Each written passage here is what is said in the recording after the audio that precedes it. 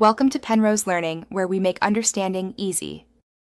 You begin by opening Gamma and selecting a template that matches your goal. Choose a blank canvas only if you want full control. Connect your account assets, images, logos, and data so they're ready. Once done, set slide dimensions like 16:9, upload brand fonts, and configure sharing or privacy. This initial setup saves time later and ensures design consistency. Make sure to name the file and create a rough outline of your flow before building slides to keep focus. Now you construct slides by dragging content blocks and populating them with concise copy and visual data. Balance text with imagery. Once a chart is added, tweak labels and colors to match brand contrast for clarity. Use grids and consistent spacing to maintain rhythm across slides, and reuse components so edits propagate. Make sure to preview animations and transitions, adjusting timing for natural pacing.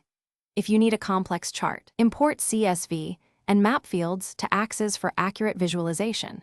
Finish by previewing the entire deck and running it in slideshow mode. You want flows and timings to feel natural. Once done, test every link and interactive embed, then choose an export. PDF for print, PNG slides, or a shareable Gamma link with permission settings. Make sure to add speaker notes and version info before distributing. If things go wrong, a quick troubleshooting step is to refresh the asset cache, re-upload missing fonts, or clear your browser cache to resolve rendering issues.